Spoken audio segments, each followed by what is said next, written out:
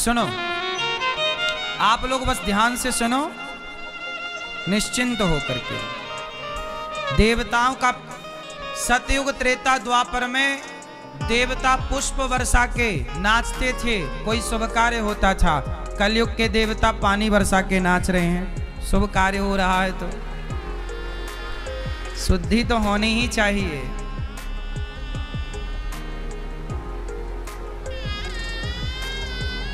सुनो, करदम जी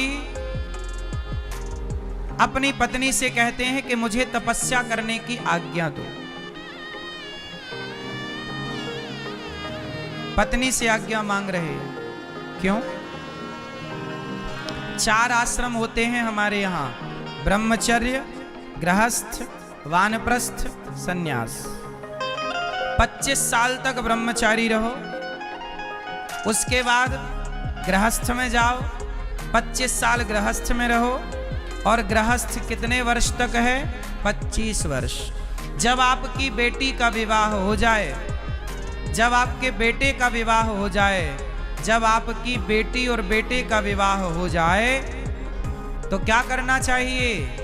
अपने मन को जगत से हटाकर जगन्नाथ में मन को लगा देना चाहिए। बेटी में मन कब तक लगे? बेटी का ब्याह कर दो, बेटे का ब्याह कर दो, अब आप हो गए मुक्त। क्या हो गए आप? बेटी का ब्याह करने के बाद आप क्या हो गए? बेटे का ब्याह करने के बाद क्या हो गए? मुक्त हो गए। जिम्मेदारियों से क्या हो गए? जोर से, मुक्त हो गए। अब आप लोग जिम्मेदारियों से तो मुक्त हो गए, अब भवसागर से मुक्त होने की चिंता में लग जाओ। भवसागर से मुक्त होने की योजना बनाओ कि अब भव से कैसे मुक्त होंगे। भव से कैसे मुक्त होंगे? तो मन को कपिल भगवान का जब प्राकट्य हुआ, करदम जी महाराज के 10वें पुत्र, 9 बेटियां और 10वें स्वयं भगवान पुत्र रूप में प्रकट भय। करदम जी जब कपिल भगवान जब प्रकट भय करदम जी के यहाँ, करदम जी तो चले गए, पर माता देवहूति और कपिल देव ऋषि का संवाद हुआ। कपिल देव जी का और माता देवहूति का संवाद हुआ। क्या बात हुई? ध्यान से सुनने योग्य बातें। सुनो, करदम जी चले गए तपस्या करने, माता देवहूति हाथ जोड़ के बैठी। कपिल देव जी बोल रहे हैं, माँ आज आप हाथ जोड़ के बैठी हैं, मैं तो आपका बेटा हूं। आज माँ बेटे का संवाद हुआ। इस माँ बेटे के संवाद को ही सांख्योपदेश कहते हैं। सांख्य का ज्ञान, सांख्य शास्त्र का ज्ञान। आज माँ देवहूति ने हाथ जोड़ करके कहा, निर्विण्णा नितरां भूमन् सदिन्द्रिय तर्षणा येन संभाव्यमानेन प्रपन्नान्धं तमः प्रभु। आज माता देवहूति ने कहा कि प्रभु मेरा मन बड़ा चंचल है, क्या करूं कि मन वश में हो जाए। तब कपिल देव जी ने कहा कि माँ, मन को वश में करना चाहती हो तो तितिक्षवः कारुणिकाः सुहृदः सर्वदेहिनां अजात शत्रवः शांता साधवः साधुभूषण। संतों की संगति करो, जिनका मन वश में है। देखो संगति किसकी करें? यदि हम संगति शराबियों की करेंगे तो हमें शराब मिलेगी। संगति हम गंजेड़ियों की करेंगे हमें गांजा मिलेगा। संगति हम लफंगों की करेंगे तो हमारे भीतर भी उनके संस्कार आएंगे। इसलिए संगति हमेशा संतों की, भक्तों की, अच्छे लोगों की करना चाहिए, ताकि हम पर अच्छा रंग चढ़े, हम पर अच्छा प्रभाव पड़े। गलत लोगों की संगति हमें नहीं करनी चाहिए, बचना चाहिए। कपिल भगवान बोले, माता जैसा संग होता है वैसा रंग चढ़ता है। मन किससे प्रभावित है? मन संग से प्रभावित होता है। मन को भगवान में लगाना पड़ता है। मन की गति है अटपटी, झटपट लखे न कोए, और मन की जब खटपट मिटे तो झटपट दर्शन होए। अच्छा ये बताओ, मन चंचल है या नहीं? चंचलम ही मनः कृष्णा, गीता में भगवान से यही तो अर्जुन ने पूछा। आप में से कितने लोगों का मन चंचल है? हाथ उठा के बताओ। जिसका मन चंचल है उठा लो हाथ। पीछे वाले भैया, मन किस किस का चंचल है? सबका। अच्छा अब आओ बात करते हैं कि चंचल मन को ठीक कैसे किया जाए। तो सुनो, ये बताओ, बंदर चंचल होता है कि नहीं? क्यों भैया, बंदर चंचल होता है? बंदर बहुत चंचल होता है, लेकिन मंदारी उस बंदर को भी वश में कर लेता है कि नहीं? बताओ जरा, मंदारी बंदर को कैसे वश में करता है? मंदारी उस बंदर को कई महीने तक प्रैक्टिस कराता है, अभ्यास कराता है। जैसे नचाता है बंदर वैसे नाचता है। यदि चंचल बंदर मंदारी के वश में हो सकता है अभ्यास करने से, तो आप भी अभ्यास करेंगे तो आपका मन आपके वश में हो सकता है। करने से सब होगा, ना करने से कुछ नहीं होगा। मन को वश में करना पड़ता है। कैसे वश में करें? सत्संग करो, ज्यादा से ज्यादा कथाएं सुनो, ज्यादा से ज्यादा कीर्तन करो, संतों की भक्तों की शरण में रहो। अच्छी संगति कर लेने से मन अच्छा होता है, बुरी संगति कर लेने से मन बुरा हो जाता है। मन के हारे हार है, मन के जीते जीत, मन ही मिलावत राम से, मन ही करत फजीत। ये मन है यही भगवान से मिलाएगा, ये मन है यही फजीहत कराता है, परेशान करता है मन। इसलिए कोशिश करो कि आपका मन सदा व्यस्त रहे। आजकल परेशान वो लोग हैं जो फ्री रहते हैं, इसलिए आपको फ्री नहीं रहना, अपने आप को किसी अच्छे काम में बिजी रखना है। जो व्यक्ति बिजी है वो सुखी है, जो फिजूल फालतू परेशान है। कहाँ बिजी रहो? एक गुरुजी थे, एक सज्जन थे, उन्होंने एक प्रेत को सिद्ध कर लिया। प्रेत की साधना की और प्रेत को सिद्ध कर लिया, प्रेत सिद्ध हो गया। तो प्रेत जब सिद्ध हुआ तो प्रेत बोला कि भाई अब मुझे काम दो। तो जिसने सिद्ध किया था अब वो प्रेत को काम बताए कि आपको ये काम करना है, प्रेत तुरंत कर लाए। फिर बोले प्रेत के काम दो। अब वो काम बताते बताते थक गया और वो प्रेत तो चुटकियों में काम करके आ जाए। अब बताने वाले को परेशान करने लगा। प्रेत बोला कि या तो हमें काम बताओ, यदि आप हमें फ्री रखोगे, काम नहीं दोगे तो हम आपको परेशान करेंगे। अब जिसने प्रेत सिद्ध किया वो बड़ा परेशान हो गया कि हे भगवान, मैंने तो आफत मोल ले ली, प्रेत को काम कितना बताऊं।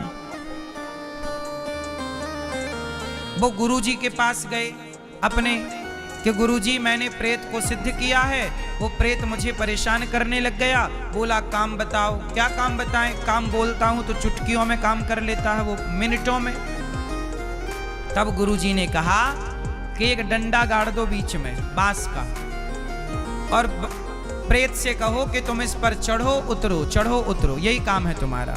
जब कोई काम हो तो काम कराओ, बाकी टाइम पे चढ़ो उतरो। अब वो डंडा गाड़ लिया और कहते प्रेत से कि तुम इस पर चढ़ो उतरो, यही तुम्हारा काम है। अब प्रेत ना उस डंडे पर चढ़ता उतरता तो प्रेत हो गया बिजी। तो प्रेत ने अपने मालिक को परेशान करना बंद कर दिया। उसी तरह ये मन भी प्रेत की तरह है। इस मन को कोई ना कोई काम चाहिए।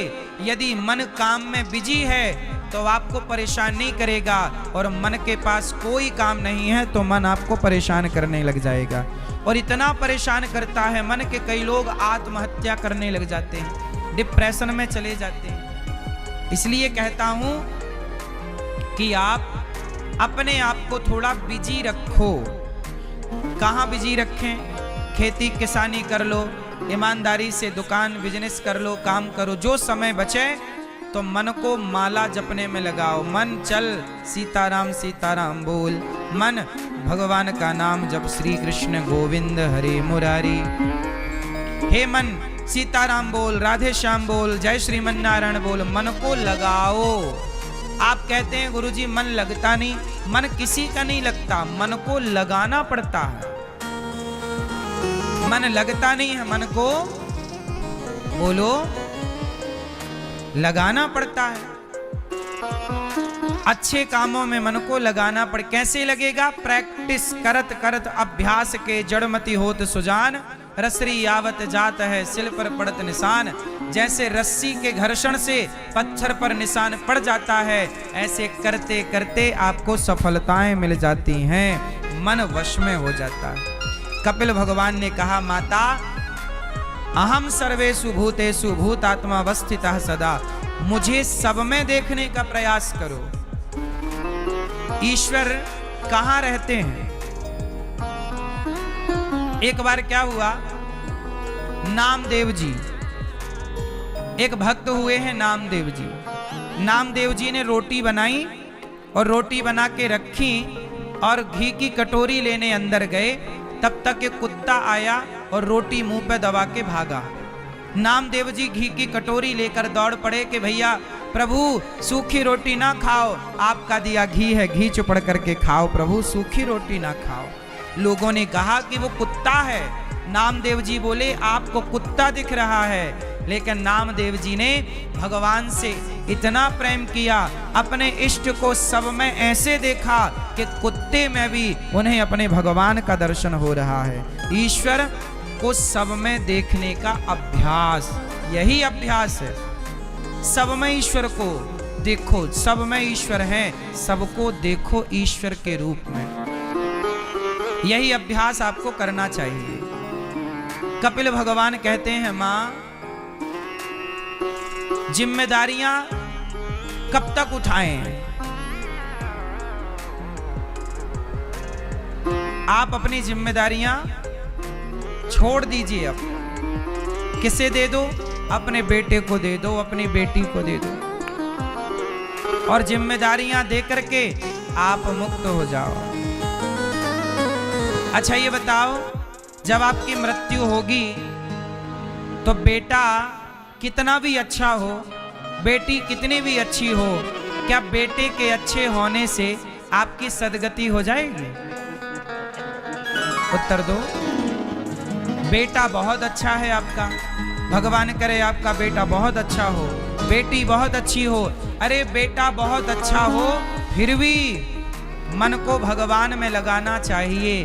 बेटा अच्छा होगा तो तुम्हें अच्छा हॉस्पिटल दिला सकता है, अच्छा डॉक्टर दिला सकता है, पर तुम्हारे पापों को कम थोड़ी करा सकता है। तुम्हारे पापों को तुम्हें ही भोगना है। इसलिए कहता हूं कि बेटा कितना भी अच्छा हो या कितना भी बुरा हो, मन बेटे से हटाकर भगवान में लगाना ही समझदारी है। मान मेरा कहना नहीं तो पछताएगा, मान मेरा कहना नहीं तो पछताएगा। मिट्टी का खिलौना मिट्टी में मिल जाएगा। दोनों हाथ उठाओ। मान मेरा कहना, मान मेरा कहना नहीं तो पछताएगा। मेरा कहना नहीं तो पछताएगा। मान मेरा कहना नहीं तो पछताएगा। मेरा कहना नहीं तो पछताएगा। मिट्टी का खिलौना मिट्टी में मिल जाएगा। मिट्टी का खिलौना मिट्टी में मिल जाएगा। मान मेरा कहना नहीं तो पछताएगा। मेरा कहना नहीं तो पछताएगा। मिट्टी का खिलौना मिट्टी में मिल जाएगा। मिट्टी का खिलौना मिट्टी में मिल जाएगा। जय हो।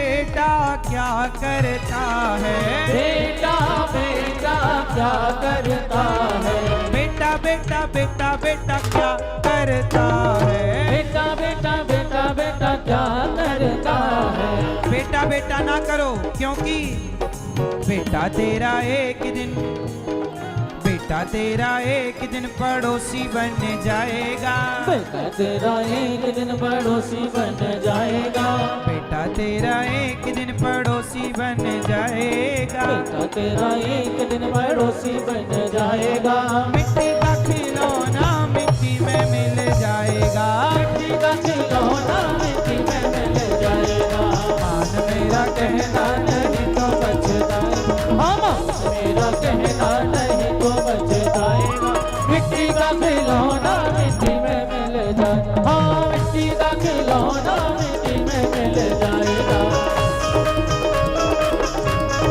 जय हो हरि बोल।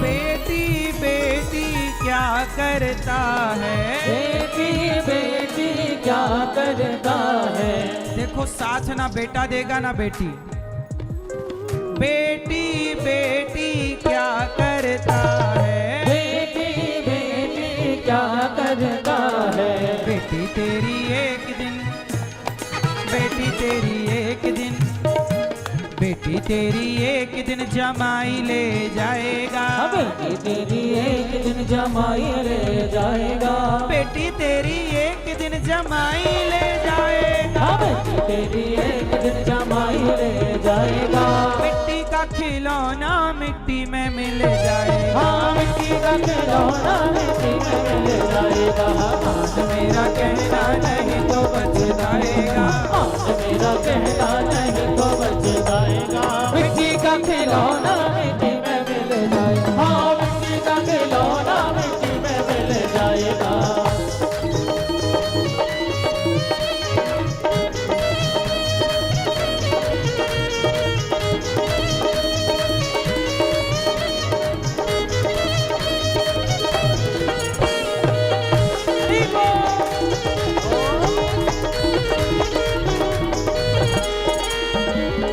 पड़ोसी पड़ोसी क्या करता है, हाँ पड़ोसी पड़ोसी क्या करता है, पड़ोसी पड़ोसी क्या करता है, पड़ोसी पड़ोसी क्या करता है, पड़ोसी तो एक दिन, पड़ोसी तो एक दिन जला के चला आएगा, पड़ोसी तो एक दिन जला के चला आएगा, पड़ोसी तो एक दिन जला के चला आएगा, पड़ोसी तो एक दिन जला के चला आएगा, मिट्टी का खिलौना मिट्टी में मिल जाएगा, मिट्टी का खिलौना मिट्टी में मिल जाएगा, हम मेरा कहना नहीं तो बच जाएगा, हम मेरा कहना नहीं तो बच जाएगा, मिट्टी का खिलौना मिट्टी में मिल जाएगा, हाँ मिट्टी का खिलौना मिट्टी में मिल जाएगा।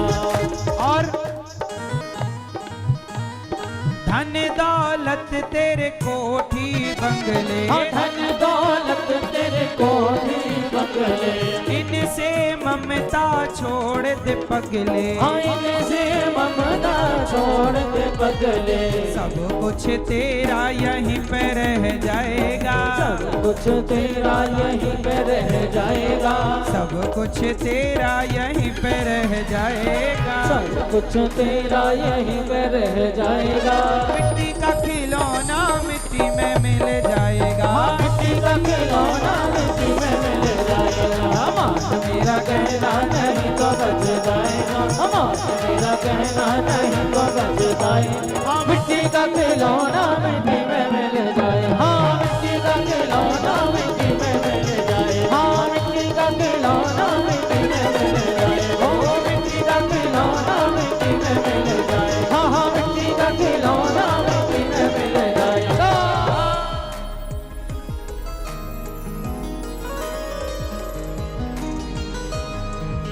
बेटा बेटा क्या करता है, बेटा तेरा एक दिन पड़ोसी बन जाएगा।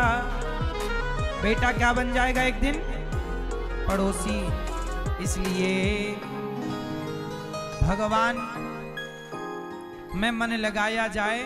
बेटी और बेटों का विवाह जब हो जाए तो पूर्ण रूप से समर्पण भगवान के चरणों में हो, तीर्थ यात्रा हो, भगवान में मन लगे, यही जीवन की सार्थकता है। 25 साल गृहस्थी को दो, 25 साल आप ब्रह्मचर्य को दो, 25 साल वानप्रस्थ को दो और 25 साल खूब प्रेम से भगवान को समर्पित करो, भगवान के चरणों में समर्पण करो। कपिल भगवान के दिव्य ज्ञान से माता सिद्धा नाम की नदी बनकर बह गई। कपिल देव जी ने आचमन किया। माता गर्भ में किस तरह बच्चे का निर्माण होता है, ये पूरा मेडिकल साइंस जो आज आपको पढ़ाया जाता है, वो सब कुछ हमारे ग्रंथों में हजारों सालों पहले लिखा जा चुका है। किस तरह पुरुष के द्वारा स्त्री गर्भवती जब होती है तो किस तरह वह तेज पुरुष का स्त्री के रज में मिलकर कैसे कलल बनता है, 5 रात्रि में बुदबुद हो जाता है, 1 माह में बच्चे का सिर तैयार होता है, 2 माह में हाथ पांव निकलते हैं, 3रे माह में स्त्री पुरुष के चिन्ह उत्पन्न हो जाते हैं, 4 माह में उसके मांस आदि 7 धातुएं पैदा हो जाती हैं, 5वें महीने से बच्चे को भूख और प्यास लगने लग जाती है। किस तरह बच्चे का निर्माण पेट में होता है, किस तरह बच्चा माँ के पेट में विकसित होता है, कपिल भगवान ने पूरा ज्ञान माता देवहूति को दिया कि माँ, बच्चा बड़ा कष्ट पाता है माँ के पेट में, माँ के पेट से जब बाहर आता है तो भी बड़ा कष्ट पाता है। जन्मत मरत दुसह दुख होई। इस जन्म और मृत्यु का जो बार बार चक्र है, बार बार जो कष्ट है, जन्म मृत्यु के चक्र से बचना हो तो केवल भगवान की शरण ग्रहण की जाए, इसी से संभव है। कोई दूसरा विकल्प नहीं है, उपाय नहीं है। माता सिद्धा नाम की नदी बनकर बह गई। कपिल देव जी ने आचमन किया और कपिल देव जी गंगा सागर चले गए। बाकी तीर्थ बार बार, गंगा सागर एक बार की बात है। मनु जी महाराज की जो 3री बेटी प्रसूति, जिनका विवाह दक्ष प्रजापति से हुआ, जिनकी सबसे छोटी बेटी माता सती का विवाह भगवान शिव और पिता के यज्ञ में शरीर त्यागा और पार्वती बनी और शिव पार्वती का विवाह हुआ। सती प्रसंग कल हमने आपको सुनाया था।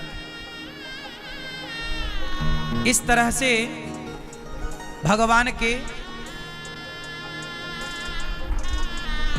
3 बेटियों, मनु जी की 3 बेटियों की कथा आपने सुनी। मनु जी की 3 बेटियों का पावन चरित्र आपने सुना। अब मनु जी के 2 बेटे हैं, प्रियव्रत और उत्तानपाद। मनु जी के 2 बेटे कौन कौन? प्रियव्रत और उत्तानपाद। मनु जी के जो पहले बेटे हैं प्रियव्रत, उनकी कथा बाद में। उत्तानपाद नाम के जो दूसरे बेटे हैं उनकी कथा ध्यान से सुनो। उत्तानपाद नाम के जो दूसरे बेटे हैं उनकी 2 पत्नियां हैं। उत्तानपाद जी की कितनी पत्नियां हैं? 2। एक का नाम है सुनीति और एक का नाम है सुरुचि। सुनीति के पुत्र हुए हैं ध्रुव और सुरुचि के पुत्र हुए हैं उत्तम। सुनीति और सुरुचि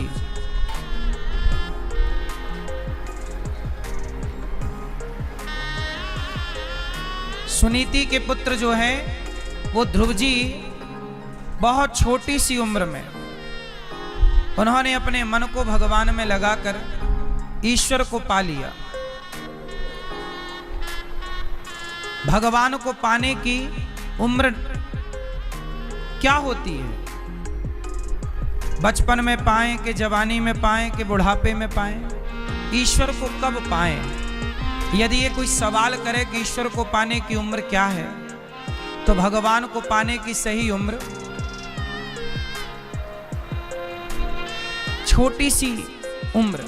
ध्रुव जी 5 साल के थे, अपनी माँ की गोद में बैठने गए। अपने पिता की उत्तान पाद की गोद में बैठने जब ध्रुव जी महाराज गए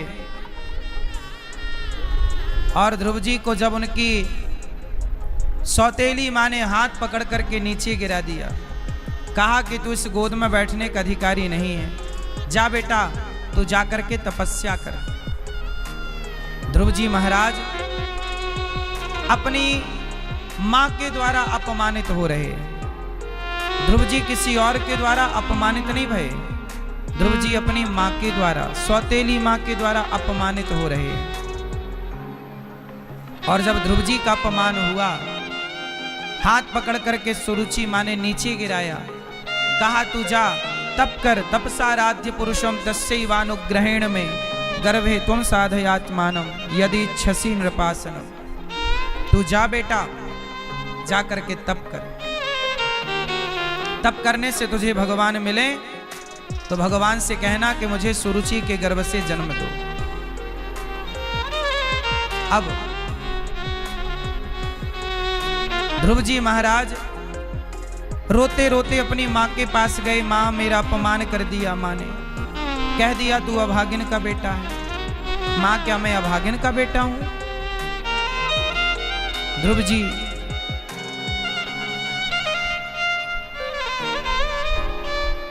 को मां ने समझाया कि बेटा तू अभागिन का बेटा नहीं है,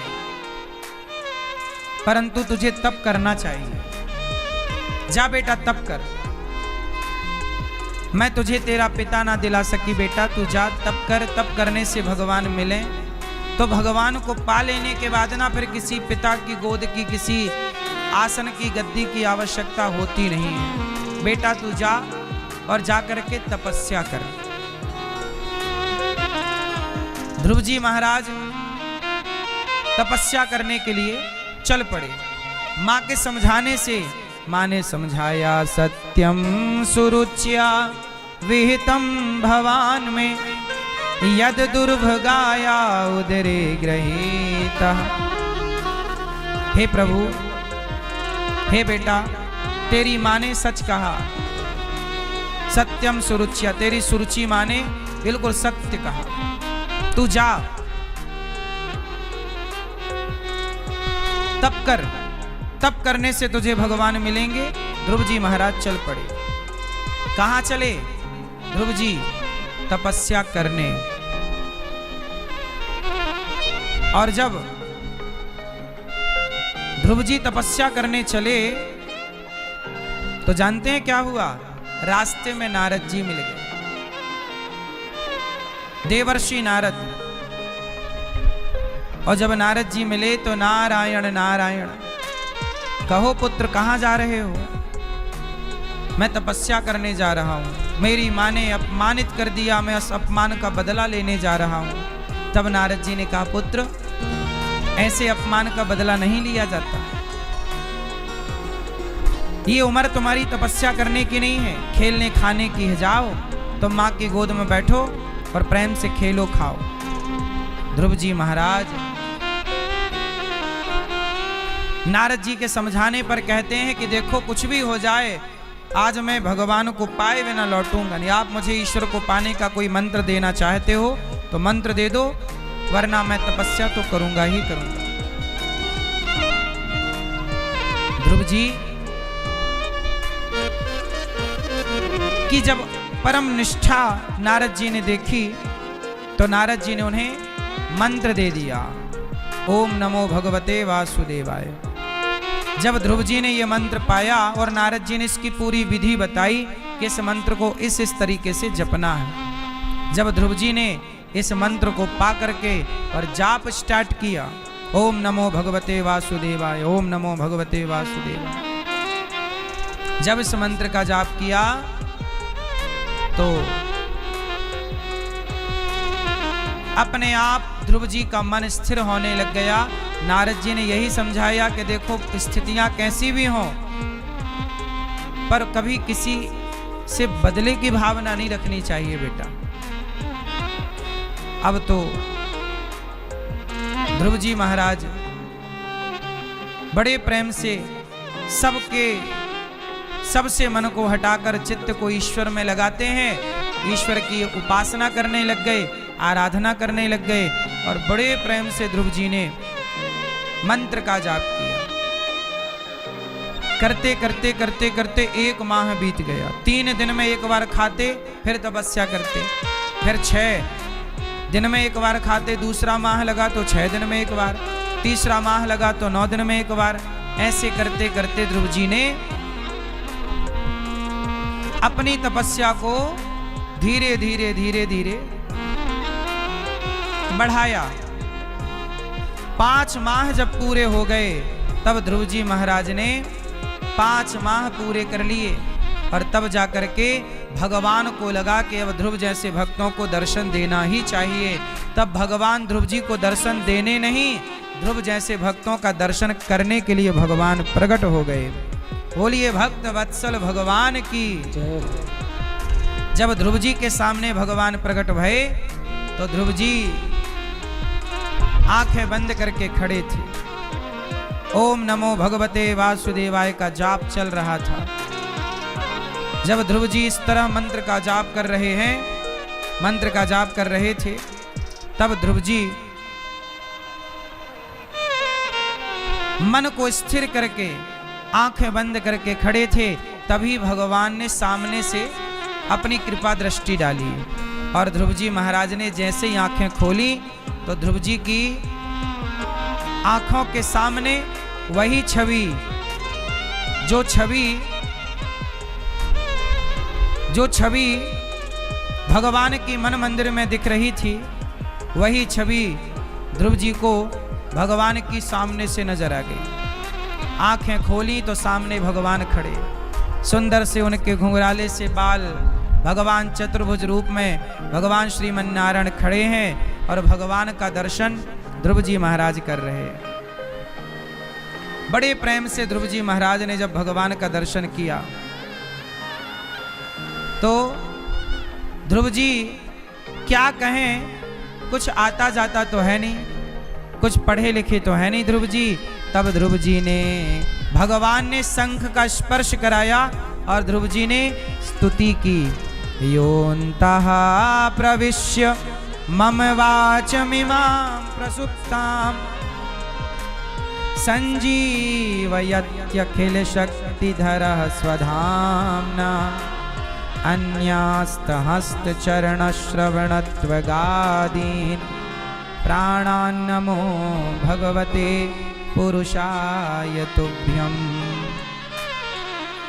योऽन्तः प्रविश्य मम वाचमिमां प्रसुप्तां संजीवयत्यखिलशक्तिधरः स्वधाम्ना अन्यास्तहस्तचरणश्रवणत्वगादीन् प्राणान्नमो भगवते पुरुषाय तुभ्यम्। वाह, ध्रुव जी स्तुति कर रहे हैं भगवान की। श्री भागवत भगवान की है आरती, पापियों को पाप से है तार दे।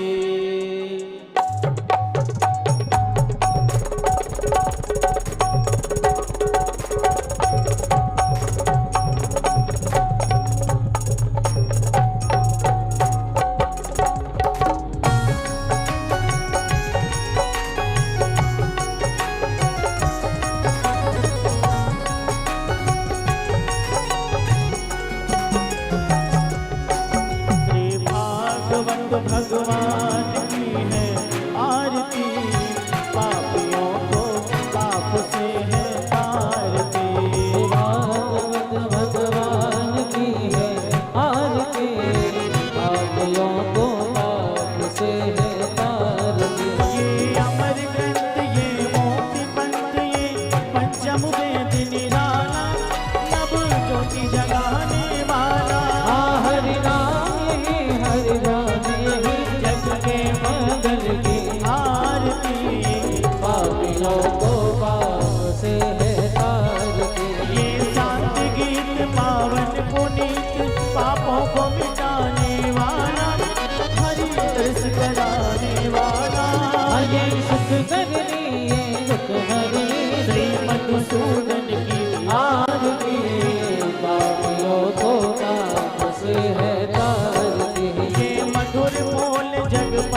खोल सन्मार्ग दिखाने वाला, बिगड़ी को बनाने वाला।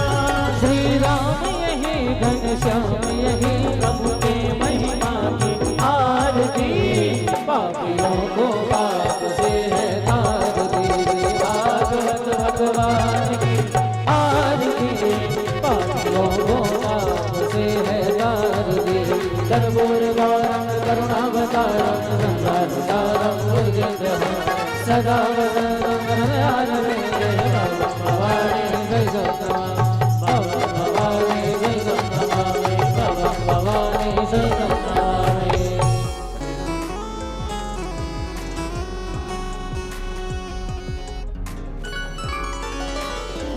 हरि ओम। श्री गणेशाय नमः। श्री सरस्वत्यै नमः। श्रीमते रामानुजाय नमः। नारायणं नमस्कृत्य नरं चैव नरोत्तमं, देवीं सरस्वतीं व्यासं ततो जयमुदीरये।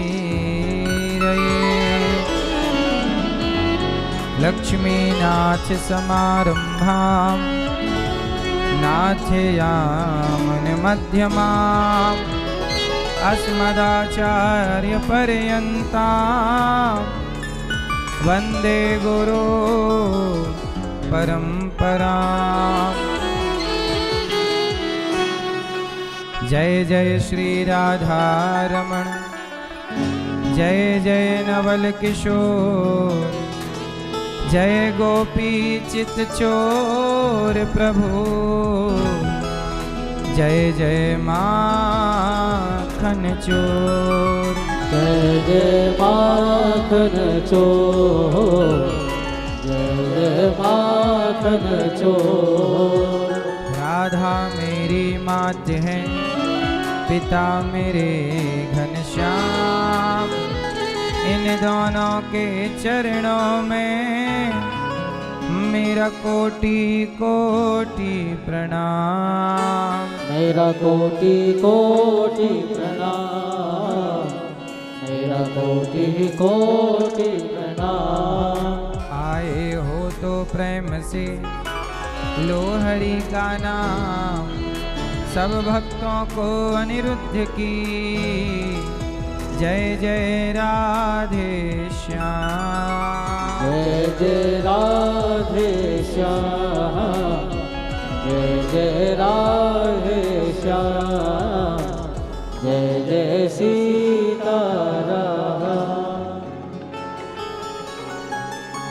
करुणा करो कष्ट हरो, ज्ञान दो भगवन, भव में फंसी नाव मेरी तार दो भगवन। करुणा करो कष्ट हरो, ज्ञान दो भगवन, भव में फंसी नाव मेरी तार दो भगवन। दर्द की दवा तुम्हारे पास है, जिंदगी दया की है भीख मांगती। सांसों की माला में सिमरूं मैं सीताराम।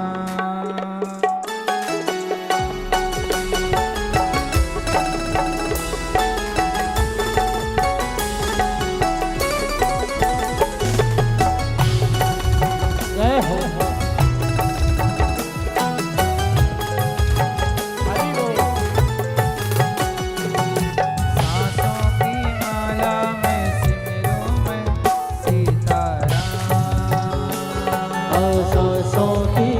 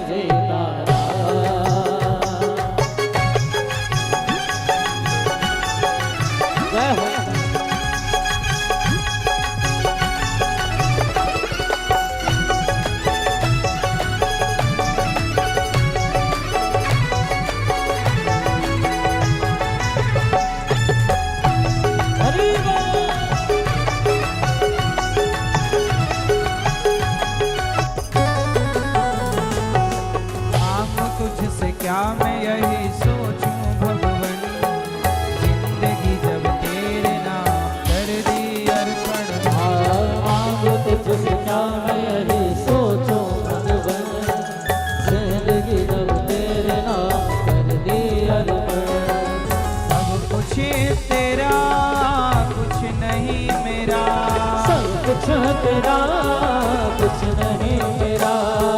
चिंता है तुझको प्रभु संसार की, सांसों की माला में सिमरूं मैं सीताराम, सांसों की माला में सिमरूं मैं सीताराम।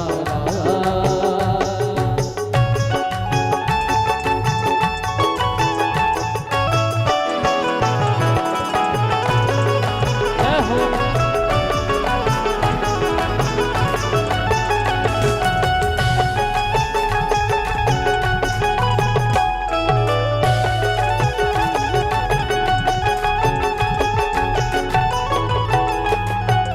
श्री राम जय राम जय जय राम, श्री राम जय राम जय जय राम। श्री राम जय राम जय जय राम, श्री राम जय राम जय राम।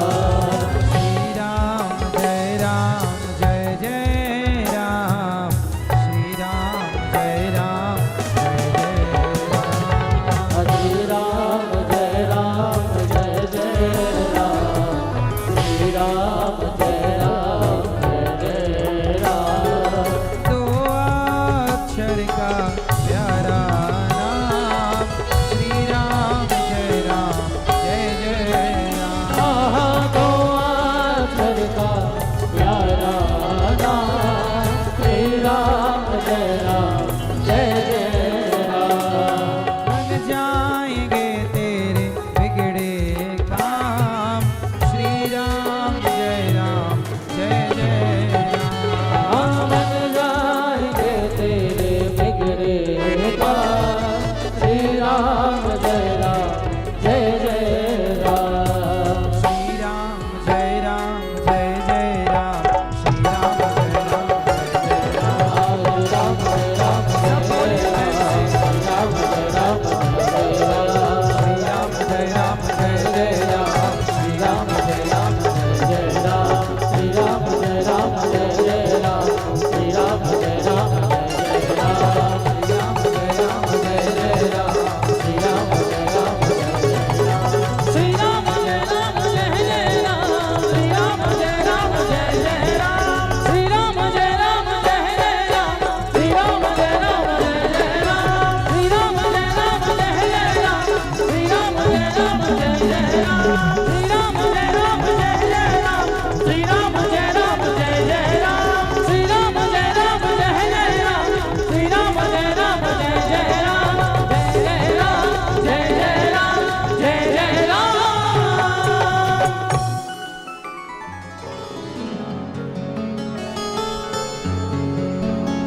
मांगू तुझसे क्या मैं यही सोचूं भगवन, जिंदगी जब तेरे नाम कर दी अर्पण। सब कुछ तेरा कुछ नहीं मेरा, चिंता है तुझको प्रभु संसार की। बोलिए भक्त वत्सल भगवान की जय, श्रीमद् भागवत महा पुराण की जय, जय जय श्री राम। राधे श्याम। परम मंगलमय परात्पर अखिलेश्वर अखिल ब्रह्मांड नायक परात्पर परब्रह्म भगवान श्री कृष्ण की वांगमय प्रतिमूर्ति श्रीमद् भागवत महापुराण। दूर दूर से आई हमारी माताएं बहनें श्रोतागण भक्तगण साधना टीवी, सत्संग टीवी और श्रद्धा टीवी पर कथा का रसपान कर रहे सभी भक्तजनों को, यूट्यूब पर कथा का रसपान कर रहे भक्तों को, प्रत्यक्ष यहाँ बैठकर कथा का रसपान कर रहे भक्तों को, सबको जय श्रीमन्नारायण, जय श्री कृष्णा, राधे राधे, जय गौरी गोपाल। भगवान की पावन कृपा हम सबको भगवान की कथा श्रवण करने को मिल रही है। हमारे गांव के क्षेत्र के जबलपुर जिला सिहोरा मझौली रियोंझा गांव, इस गांव के आसपास जितने भी गांव हैं सभी भक्तजन दूर दूर से आ रहे हैं और कथा की गंगा में डुबकी लगा रहे हैं। आप सभी भक्तजन परीक्षित बनकर कथा का रसपान भी कर रहे हैं। भगवान आप सबकी कामनाएं पूरी करें। जो भागवत सुनता है, भागवत जी उसको परिपूर्ण कर देती हैं, सब कुछ दे देती हैं, धन धान्य से परिपूर्ण। भागवत सुनने वाला व्यक्ति कभी खाली नहीं रहता।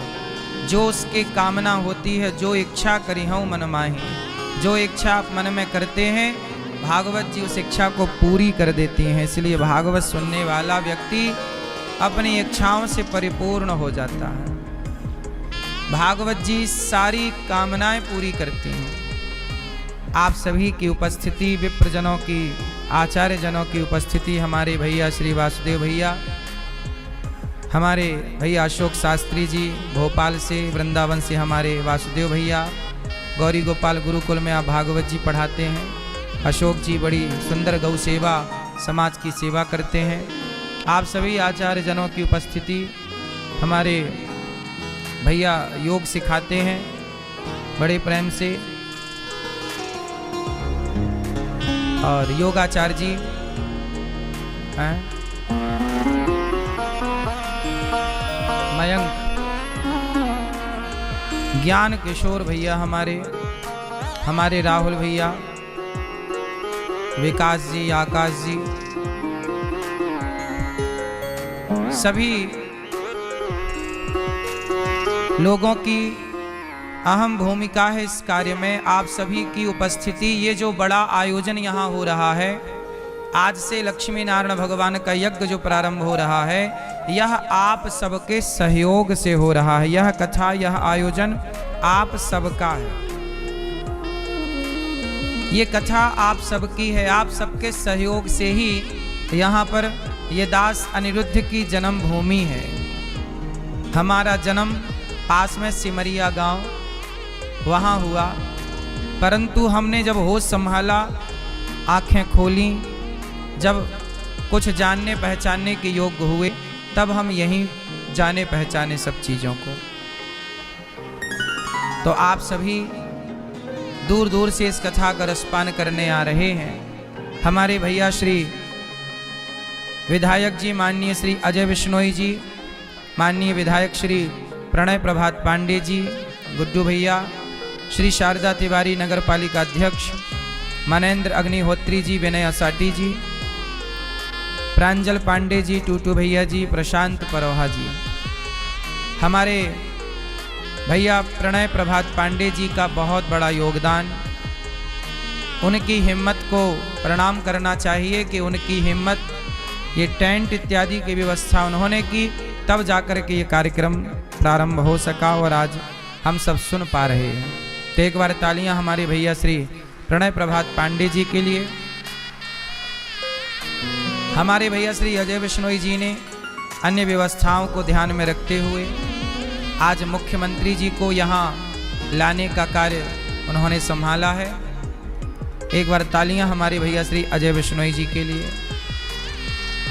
हमारे भैया श्री दिनेश चौरसिया जी बड़े तन मन से लगे हुए हैं और बड़े भाव से यहाँ की सेवा में, इस कथा में आसपास के 50-100 गांव के लोग सेवा में लगे हुए हैं। सबका बहुत बहुत धन्यवाद, बहुत बहुत साधुवाद। भगवान की कथा में हम सब प्रवेश करेंगे। अब कल हम लोगों ने सुना,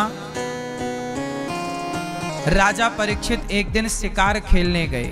बहुत ध्यान से सुनिएगा। राजा परीक्षित एक दिन शिकार खेलने गए, रास्ता भटक गए, प्यास लगी, पानी मिला नहीं, तो एक समीक जी, एक संत की कुटिया नजर आई। परीक्षित जी को लगा कि यहाँ साधु रहता है तो पानी जरूर मिलेगा। पानी पीने के लिए वो वहाँ पर गए। साधु जी समाधि में डूबे, ध्यान में डूबे। तभी राजा परीक्षित जी ने पानी की याचना की, महाराज प्यास लगी है, पानी दीजिए। पर महर्षि बड़ी समाधि में डूबे, समीक ऋषि ध्यानस्थ, सुना नहीं उन्होंने। राजा परीक्षित जी को लगा कि मुझे देख करके इन्होंने झूठ मूठ की आंखें मूंद ली। तो जानते हो क्या हुआ? उन्होंने एक मरा हुआ सांप राजा परीक्षित जी के गले में डाल दिया। राजा परीक्षित जी ने मरा हुआ सांप समीक ऋषि के गले में डाल दिया। जब समीक ऋषि के गले में सांप डाला और परीक्षित जी ये सब संत के गले में मरा हुआ सांप डालकर जब आए, तो समीक जी के पुत्र श्रृंगी ऋषि को पता चला कि मेरे पिता के अपमान, मेरे पिता के गले में सर्प डालकर मेरे पिता का अपमान राजा परीक्षित ने किया, श्राप दे दिया। इति लंघित मर्यादम, हे राजन आपने मर्यादा का उल्लंघन किया। इति लंघित मर्यादम तक्षकः सप्तमेहनि, आज से 7वें दिन तक्षक तुम्हें डसेगा और तुम्हारी मृत्यु हो जाएगी। आज से 7वें दिन तक्षक डसेगा और मृत्यु हो जाएगी। देखो जरा, राजा परीक्षित जी ने एक गलती की, एक संत का अपमान कर दिया। इसलिए हम आप लोगों से कहते हैं कि ये कथाएं हमें ये सिखाती हैं कि सपने में भी किसी का अपमान नहीं करना चाहिए, खासकर किसी साधु का, किसी संत का अपमान करने से बचना चाहिए। अपमान कभी ना हो। राजा परीक्षित जी ने अपमान कर दिया। जब उन्होंने अपना राज मुकुट उतारा, तब उन्हें याद आया कि मैंने क्या कर दिया। उन्हें लगा कि मुझे दंड मिलना चाहिए, मैंने एक संत का अपमान कर दिया। अच्छा, राजा परीक्षित ऐसे थे नहीं, वो किसी साधु का अपमान करते नहीं थे। आज कैसे हो गया? आज राजा परीक्षित के सिर पर कलयुग आकर के बैठ गया।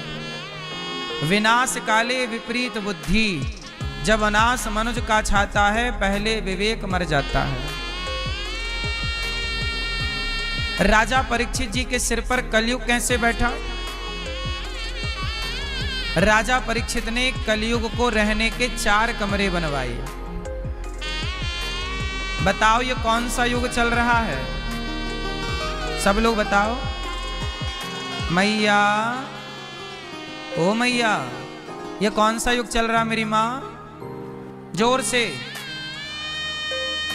कलयुग। कलयुग। अभी देखो यहां तो कलयुग नहीं चल रहा है। जहां एसी चलती है, क्या वहां गर्मी का प्रभाव होता है? उत्तर दो। जहां एसी है, एसी की ठंडी ठंडी हवा है, क्या वहां गर्मी का प्रभाव है? उत्तर दो।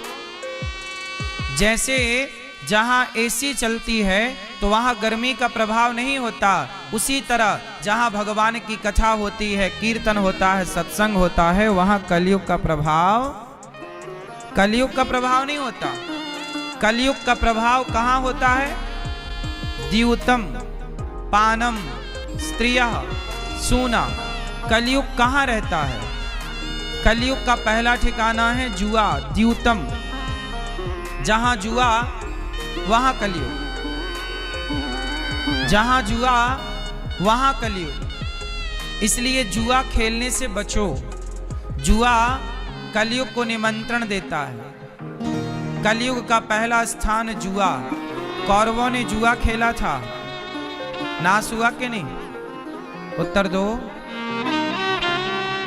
कौरवों ने क्या खेला था?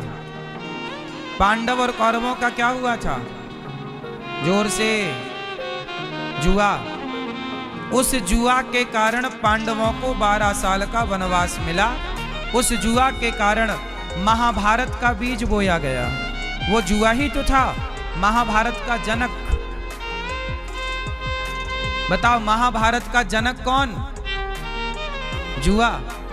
इसलिए जुआ ना खेलो। जुआ खेलोगे कलयुग बैठेगा, और कलयुग बैठ जाएगा खोपड़ी में, सर्वनाश कर देगा। जैसे कौरवों का सर्वनाश हो गया जुआ खेलने से। आप में से कितने लोग जुआ खेलते हैं?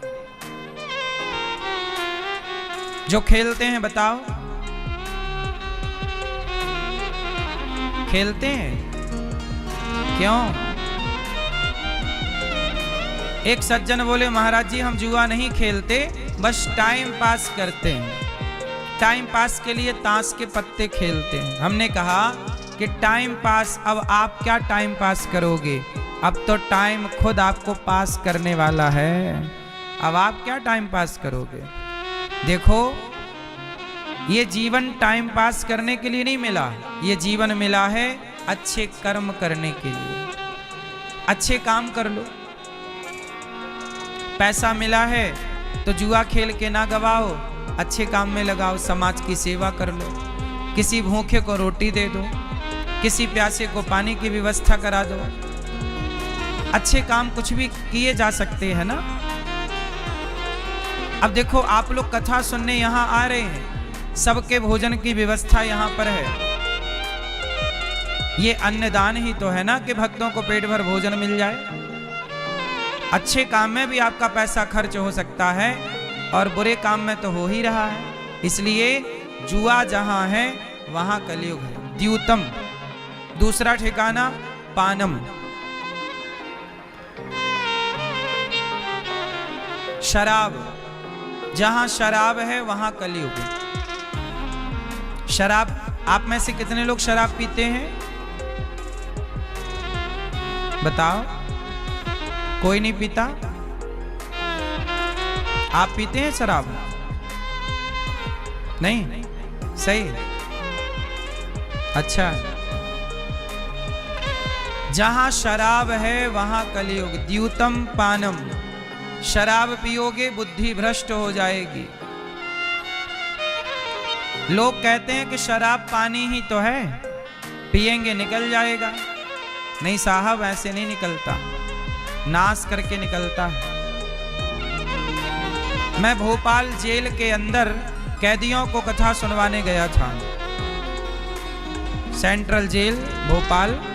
मैं वहां कथा सुनाने गया। भोपाल जेल के भीतर कैदियों 4000 कैदी थे।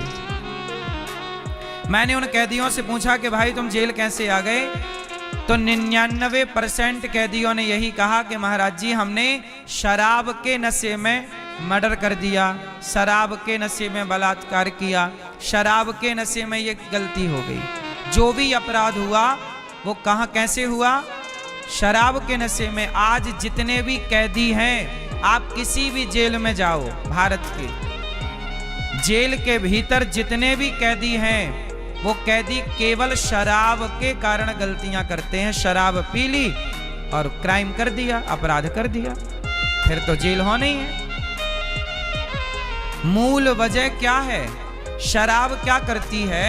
जैसे ही आप पीते हैं तो शराब मस्तिष्क को शून्य कर देती है, सोचने समझने की क्षमता समाप्त हो जाती है शराब पीने के बाद। शराब जितने लोग पीते हैं वो याद रखें कि आज नहीं तो कल, कल नहीं तो परसों वो शराब आपको नुकसान पहुंचाएगी। चाहे शारीरिक नुकसान, शराब पीने से शरीर भी खराब होता है, और शराब के नशे में आदमी गलत काम करता है और वो गलत काम करके जेल चला जाता है। 20 साल के लिए जेल में रहता है, सारी जिंदगी समाप्त हो जाती है, परिवार बिखर जाता है, बच्चे अनाथ से हो जाते हैं। ये सब शराब का ही कारण है। हमारे भारत में देखो ना, मजदूर 500 रुपये कमाता है दिन भर का, तो 300 रुपया की शराब पी लेता है। जब शराब पी लेगा 300 रुपये की या 200 रुपये की, तो क्या बच्चों को कपड़े पहनाएगा? क्या बच्चों को ठीक से खवाएगा? क्या अपने लिए घर बनवाएगा? अरे जितना आप कमाते हो वो पूरा का पूरा सही उपयोग में लगे तो आपकी गरीबी भी दूर हो जाए। लेकिन ये बात समझने की है। अब समझाए कौन, समझे कौन? हमारे देश में गरीबी का मूल कारण क्या है? शराब। शराब बेचने वाले अमीर हैं, शराब पीने वाले गरीब हैं। और एक बात और बताऊं, शराब बेचने वाले शराब नहीं पीते। अधिकांश जो उसके मालिक होते हैं, जिनका ठेका होता है ना शराब का, मैंने बहुत शराब बेचने वालों को देखा, वो शराब नहीं पीते।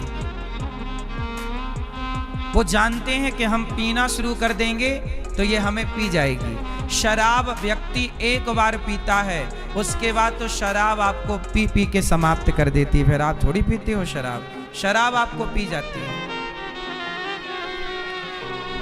कितने लोग इस बात से सहमत हैं कि गरीबी का कारण शराब भी है? जो पैसा शराब में खराब होता है वो परिवार के सही उपयोग में लगे तो काफी अच्छा होगा। सही है? तो शराब देखो, हमारा तो धर्म है आपको सही ज्ञान देना, सही समझाना। तुम शराब पियो या शराब से नहाओ, हमें क्या, पर हमारा तो धर्म है सही ज्ञान देना। तो शराब नहीं पीनी चाहिए, इसका आप ख्याल रखो। द्यूतम पानम स्त्रिया,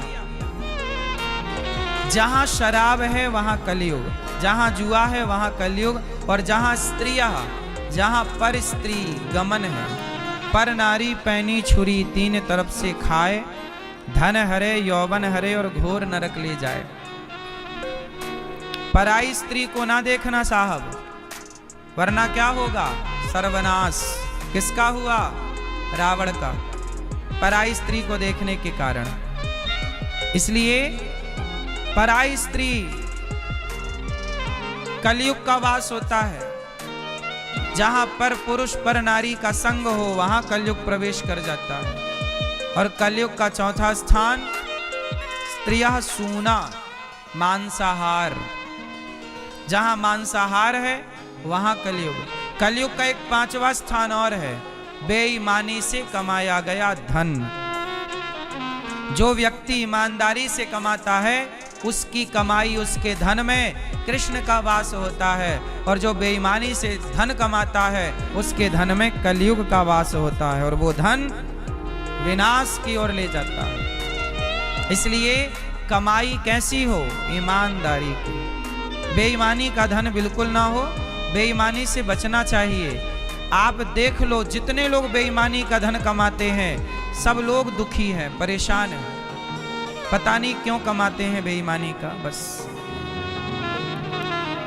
राजा परीक्षित ने जब सुना कि मुझे 7 दिन में मरने का श्राप लगा, घर छोड़कर शुकताल गए। वहां सुखदेव जी आए, पूजन किया, और परीक्षित जी ने प्रश्न किया कि हे गुरुदेव, मुझे 7 दिन में मरना है। पुरुषस्य यत् कार्यम म्रियमाणस्य सर्वथा, क्या करूं मैं? जो 7 दिन में मरने वाला हो वो क्या करे? राजा परीक्षित जी को 7 दिन में मरने का श्राप लगा। अब जिसे 7 दिन में मरना हो वो क्या करे? तब राजा परीक्षित जी को सुखदेव भगवान ने भागवत सुनाई कि जो 7 दिन में मरने वाला हो, मतलब जिसकी उम्र बहुत थोड़ी हो, वो केवल भागवत सुने उसका उद्धार हो जाएगा।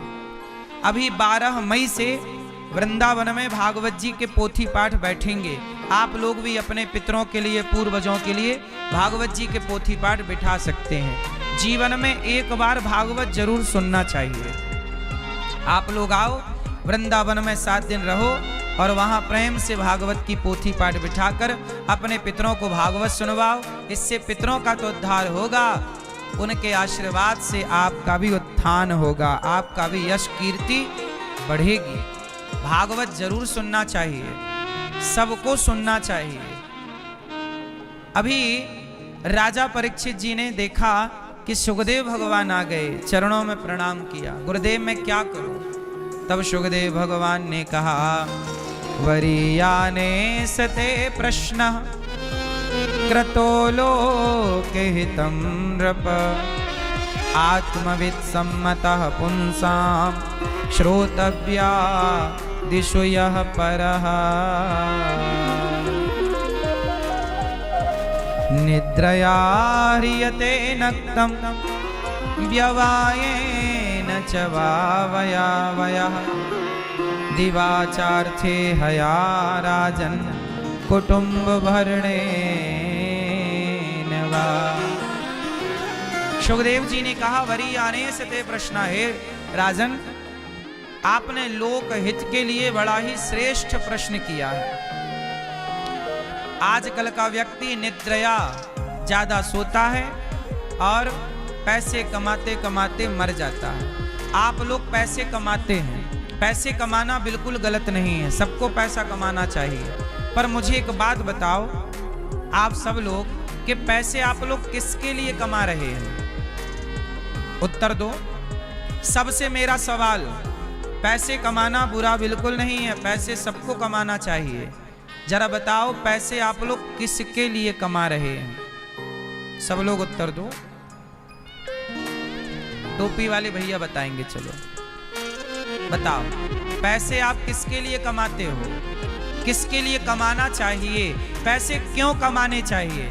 प्रश्न है ये, पैसे क्यों कमाने चाहिए? आप बताओ टोपी वाली भैया, बताओ।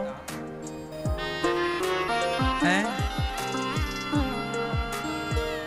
पीछे वाले दादाजी हमारे सफेद मूंछों वाले, बताओ पैसा क्यों कमाना चाहिए? बोलो। लाल मैया, ओ लाल मैया, पैसे क्यों कमाना चाहिए? उत्तर दो। आप कहते हैं कि पैसा पेट भरने को कमाना चाहिए, तो ये बताओ चिड़िया पैसा कमाती है? पशु पक्षी पैसा कमाता है? कोई भी जीव जंतु पैसा नहीं कमाता, पर पेट तो सबका भर रहा है कि नहीं? अजगर करे ना चाकरी, पंछी करे ना काम, दास मलूका कह गए सबके दाता सबका। बताओ चिड़िया भूखी है? क्या चिड़िया भूखी है? उत्तर दो।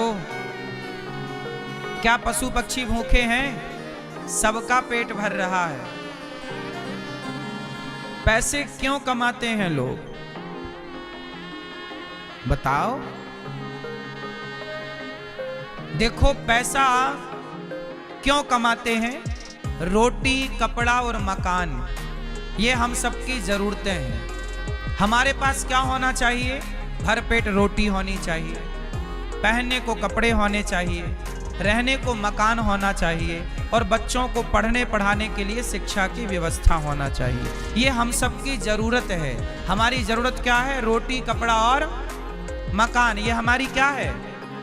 जोर से, जोर से, ये हमारी जरूरत है। अच्छा, एक होती है जरूरत और एक होती है इच्छा। आप लोग कमा रहे हैं तो रोटी, कपड़ा, मकान के लिए नहीं कमा रहे हैं। चलो जिनके पास रोटी, कपड़ा, मकान नहीं है वो तो रोटी, कपड़ा, मकान के लिए कमा रहे हैं, उनका कमाना सही है। पर जिनके पास रोटी भरपूर हो चुकी, कपड़ा अच्छे पहन रहा है, रहने को मकान है, खाने को रोटी है, समाज में इज्जत है, नाम है, फिर भी सवाल है कि आप पैसा क्यों कमा रहे हैं? तो आप कहेंगे बच्चों के लिए कमा रहे हैं। तो मेरा सवाल है कि बच्चों के लिए पैसा ना कमाइए, बच्चों को योग्य बनाइए, टैलेंट दीजिए। काबिलियत होगी तो बच्चे खुद कमा लेंगे। तुम कमा के क्यों दे रहे हो बच्चों को? हमारे यहाँ एक कहावत है, अपने क्षेत्र की कहावत है कि पूत कपूत तो क्यों धन संचय, और पूत सपूत तो क्यों धन संचय। जब बेटा लायक है तो कमाने की जरूरत नहीं, कमा के खा लेगा। लायक है ना भाई आपका बेटा। और नालायक है तो भी कमाने की जरूरत नहीं, नालायक है, जितना कमाओगे सब बर्बाद कर देगा। तो बेटों को टैलेंट दो, काबिलियत दो, योग्य बनाओ, उन्हें गुण सिखाओ, हाथों में हुनर हो, वो किसानी करना जाने, वो खेती करना जाने, वो गाड़ी का इंजन सुधारना जाने, वो मैकेनिक हो किसी चीज के, वो सब चीजों को ठीक करना जाने। आज की आधुनिकता में बच्चों के हाथ में गुण होना चाहिए। आप लोग क्या करते हैं? कमा रहे हैं, कमा रहे। किसके लिए कमा रहे हैं? बच्चों के लिए कमा रहे। क्यों? तुम्हारे बच्चे अपाहिज हैं क्या? कमा के खा भी नहीं सकते जो तुम बुढ़ापे तक उनके लिए कमा रहे हो? सवाल अभी भी खड़ा है कि आप लोग पैसा क्यों कमाते हैं? क्यों कमाते हो? बेटों के लिए। बेटों के लिए कमाना ये आपकी समझदारी नहीं है, मूर्खता है। बेटों को काबिलियत देना है बस। फिर सवाल जस का तस खड़ा कि पैसा क्यों कमाते हैं। सुनो, हमारे देश में पंडित मदन मोहन मालवीय जी हुए हैं। क्या नाम है? पंडित मदन मोहन मालवीय जी। उन्होंने एक यूनिवर्सिटी बनवाई जिसे BHU कहते हैं, विश्व हिंदू यूनिवर्सिटी काशी। काशी में है, हाँ या ना?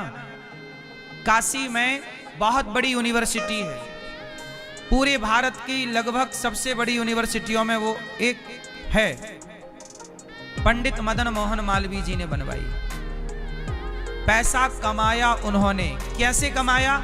समाज से भीख मांगी, भिक्षा मांग मांग करके पंडित मदन मोहन मालवीय जी ने एक सपना संजोया कि मैं एक यूनिवर्सिटी बनवाऊंगा। उस दौरान जब भारत में कोई भी यूनिवर्सिटी नहीं हुआ करती थी, ना के बराबर होती थी तो कहीं कलकत्ता में थी, कहीं अन्य जगह, इस क्षेत्र में अच्छी यूनिवर्सिटी नहीं हुआ करती थी। तब उन्होंने भीख मांग मांग कर एक राजा के पास भिक्षा मांगने गए, तो राजा ने अपना जूता उतारा और पंडित मदन मोहन मालवीय जी की तरफ जूता मारा, उनको जूता मारा कि तुम आ गए भीख मांगने, तुम्हारा और कोई काम नहीं है भीख मांगने के सिवा, तो जूता मार दिया। तो पंडित श्री मदन मोहन मालवीय जी ने वो जूता लिया और बाजार में जाके नीलाम कर दिया, भैया ये राजा का जूता है, जो नीलाम किया। तो राजा को जब बात पता चली कि पंडित देखो, पंडित मदन मोहन मालवीय जी ऐसे थे कि कोई अपमान कर रहा है तो वो उस अपमान को ध्यान नहीं दे रहे हैं, वो केवल अपने लक्ष्य को देख रहे हैं कि मुझे यूनिवर्सिटी बनवाना है, मुझे बच्चों को पढ़ाना लिखाना है, योग्य बनाना है। इसके लिए समाज जूता भी मारेगा तो वो जूता भी खाने को तैयार है। किसके लिए? सेवा के लिए, समाज के लिए। अब वो मदन मोहन मालवीय जी तो नहीं है, लेकिन उस काशी में जो विश्व हिंदू यूनिवर्सिटी है, उस यूनिवर्सिटी से पढ़ करके लाखों बच्चों ने अपना जीवन संवारा, लाखों बच्चों ने इस देश की सेवा की। वो नहीं है, पर उनके द्वारा बनवाई गई वो शिक्षा की प्रणाली आज भी जिंदा है। साहब, कुछ काम ऐसे करने चाहिए कि हमारे मरने के बाद भी वो काम जिंदा रहे, वो अच्छे कार्य जीवित रहें। हम पैसा कमाएं, किसके लिए कमाएं? बच्चों के लिए। बच्चे तो कमा लेंगे ना अपना, हम कमाएं समाज के लिए। देखो, पैसा तो हम भी कमाते हैं, ये दास अनिरुद्ध है ना, हम भी पैसा कमाते हैं, पर हम पैसा कमाते किसके लिए हैं? हम पैसा कमाते हैं उन बेसहारा वृद्ध माओं के लिए, जिन माओं के अपने बेटों ने घर से निकाल दिया। जब बेटा अपनी माँ को घर से निकालता है तो वो माँ रोती बिलखती आंसू बहाती गौरी गोपाल आश्रम आती है, और वो माँ मेरे से कहती है कि बेटा, मेरे बेटे ने तो निकाल दिया, क्या तू मुझे यहाँ रखेगा? तब मैं उस माँ को गले लगाकर उस माँ को वहाँ रखता हूँ। उस माँ की दवाई, उस माँ को कपड़े, उस माँ को रहने की व्यवस्था और सारी सेवाएं जो एक बेटा अपनी माँ की करता है, ये दास अनिरुद्ध करता है। मैं भी कमाता हूँ, किसके लिए? उन माताओं के लिए, उन माओं के लिए रोटी मिले। क्योंकि आपके घर में 5 लोग होते हैं, आप लोग सारी जिंदगी किसके लिए कमाते हैं? 5 लोगों के लिए। आप लोगों के घर में ज्यादा से ज्यादा 10 लोग होंगे, सारी जिंदगी आप कितने लोगों के लिए कमाते हैं?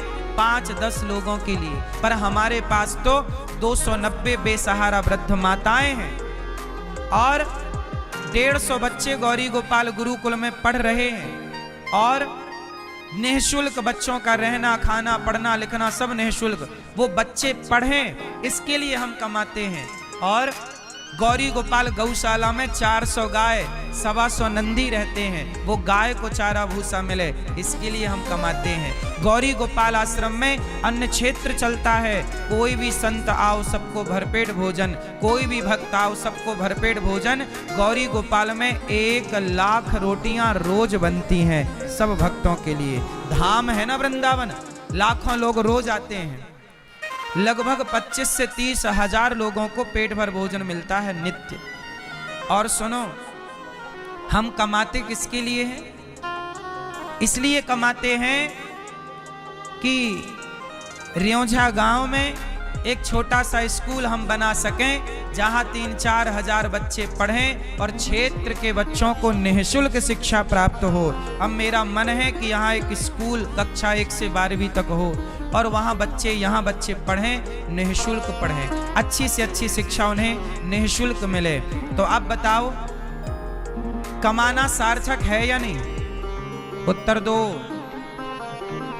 आप लोगों से मेरी बस इतनी सी प्रार्थना है कि आप पैसा कमाओ, पर कमाने के साथ साथ पहले अपने आप से सवाल करो कि हम ये जो कमा रहे हैं किसके लिए कमा रहे हैं। बांध कर तो हमें लेकर नहीं जाना, क्यों बांध कर ले जाओगे? बांध कर कौन ले गया? याद रख सिकंदर के हौसले तो वाली थे, जब गया जमी से तो दोनों हाथ खाली थे। भगवान आपको, हम सबको भगवान ने ये जो जीवन दिया है इसलिए कि हम किसी के काम आए। पैसे खूब कमाना चाहिए, पर किसके लिए? सेवा के लिए, परोपकार के लिए। परहित सरिस धर्म नहीं भाई, पर पीड़ा सम नहीं अधमाई। लोगों की पीड़ा दूर करना यही मनुष्य का सबसे बड़ा कर्तव्य है, सबसे बड़ा धर्म है। मैं काम आऊं आपके, यही तो मेरे मनुष्य होने की सार्थकता है ना। मैं आपके काम नहीं आया तो मेरे मनुष्य बनने का अर्थ क्या निकला? मैं तो किसी के काम आया ही नहीं। यदि मैं किसी के काम आऊं, किसी के काम जो आए उसे इंसान कहते हैं। पराया दर्द अपनाए उसे इंसान कहते हैं। यूं भरने को तो पक्षी भी अपना पेट भरते हैं, सभी में बांट कर खाए उसे इंसान कहते हैं। इंसान दिखने वाला ना हो कि केवल इंसान जैसा दिख रहा है। इंसान कैसा हो? जिसके भीतर इंसानियत भरी हो। सुखदेव भगवान कहते हैं, राजन तस्मात् भारत सर्वात्मा भगवान ईश्वरो हरि। सब में ईश्वर को देखना सीखो। ज्यादा हाय हाय ना किया करो, जितना ईश्वर दे दें। सबसे बड़ा धन क्या है? चलो सब लोग बताओ, सबसे बड़ा धन क्या है? क्यों मैया, सबसे बड़ा धन क्या है? बताओ मेरी माँ। ओ हरी मैया, ओ मोबाइल चला रही है मैया, ना चलाओ मेरी माँ मोबाइल।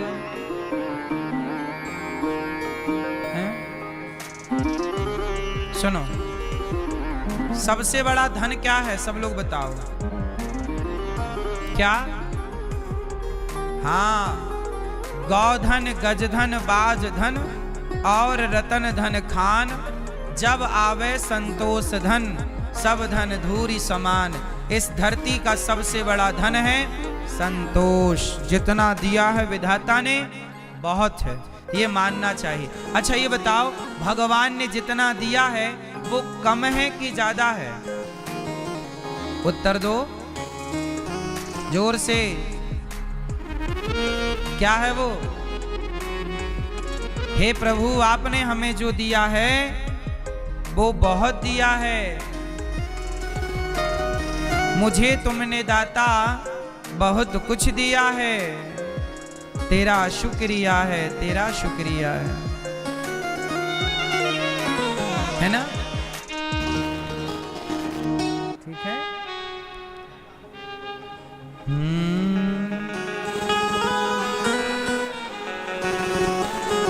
भगवान से कहना है,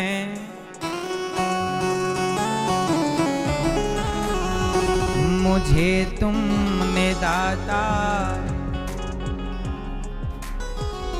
मुझे तुमने दाता बहुत कुछ दिया है।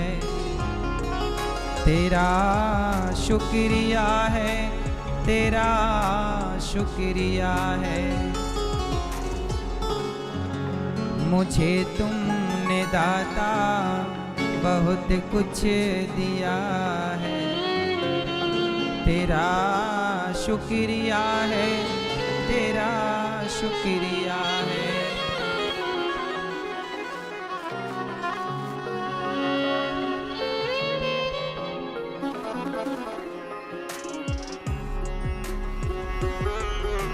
हे प्रभु, जो मिला है ना,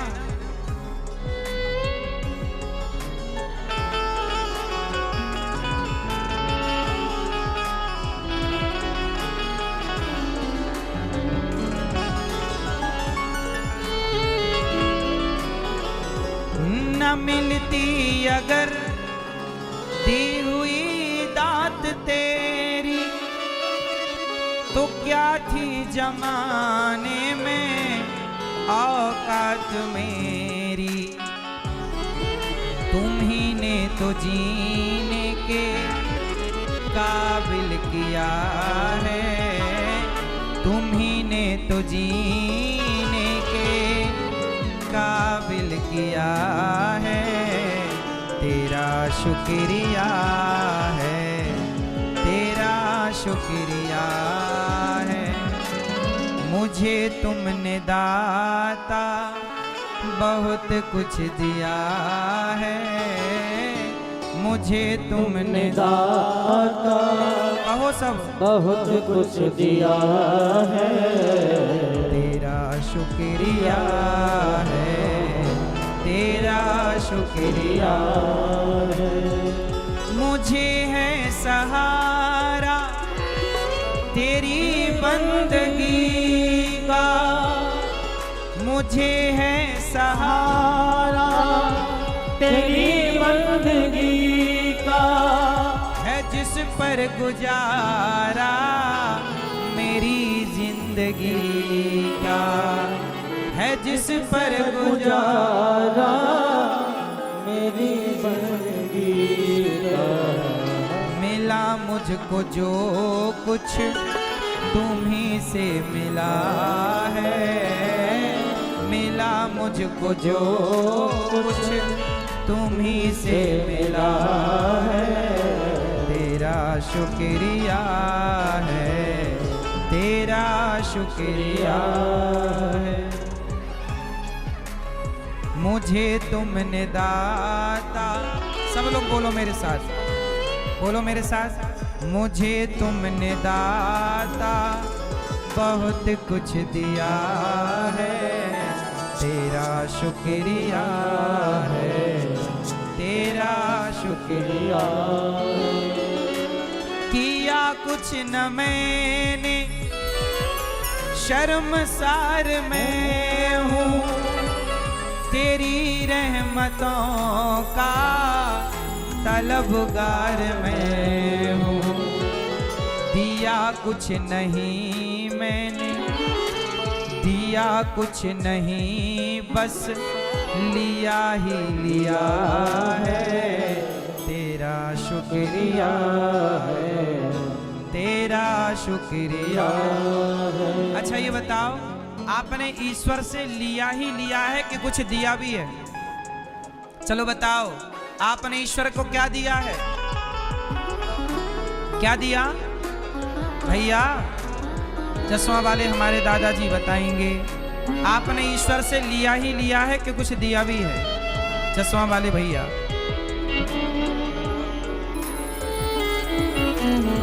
सुन रहे हो ना तुम, या पंचायत कर रहे हो?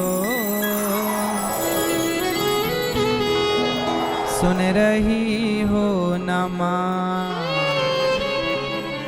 या प्रपंच कर रही हो?